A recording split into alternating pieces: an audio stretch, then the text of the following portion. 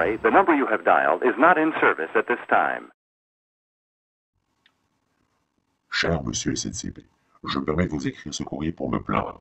Mais ça, vous le savez déjà, ne me faites pas croire que vous recevez des lettres de remerciement. J'y croirais pas.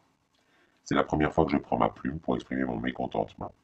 Je ne sais pas si vous devez vous sentir flatté ou outré d'être mon premier. Bon, il y aura sûrement quelques phrases mal placées, des mots illisibles, car je ne pourrai contenir mon excitation. Ce sera sans doute trop court, mais s'il vous plaît, gardez en tête que je ne suis qu'une pucelle de la plainte, un puceau du râlement. Bon, lançons-nous, et voyons comment cela se passe. Monsieur SNCB, pourquoi? Oui, dites-moi pourquoi votre train ne marche pas. Je sais, nous pourrons blaguer que votre train ne marche pas. Il roule.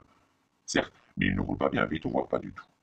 Et en plus, ils ne sont jamais, ou rarement, ne soyons pas si méchants, arrivés à l'heure indiquée sur vos bien bons téléviseurs écran plasma. J'ai été souvent assis dans une de vos voitures, le regard perdu à travers la vitre, regardant le magnifique paysage défiler devant moi. Oui, j'admets certains jours le paysage restait fixe pendant plusieurs secondes, minutes, mais heureusement pas encore pendant des jours. Mais c'est à force de passer tellement d'heures bloquées ou à attendre sur un quai désespérément vide que je pense être à même à vous faire part de ma colère. Oui, j'ai bien dit colère à votre égard. Pipi, il n'est pas content, et aujourd'hui il vous le dit. Bon, heureusement pour vous, des fois je le chante. Mais comme nous ne nous connaissons pas bien, je laisse cela pour une prochaine fois.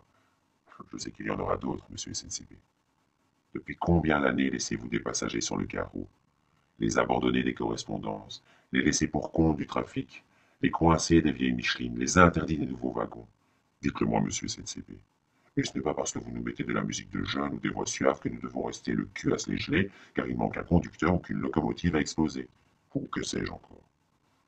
Et je comprends vos agents qui, à force de se faire taper sur la tronche à chaque voyage par des passagers sans billets, n'ont plus envie de sourire. Mais moi, je n'ai rien fait. J'ai payé la modique somme demandée. Bon, qui cela dit, en passant correspond à un tiers de mon salaire. Mais je ne dis pas ça parce que je suis radin, non, non. Juste que c'est la crise et que, généralement, quand on augmente les prix, c'est que le service augmente aussi. Je crois qu'en Belgique, on n'a pas bien intégré ce concept. Mais ne vous inquiétez pas. J'ai bien l'intention d'écrire au roi.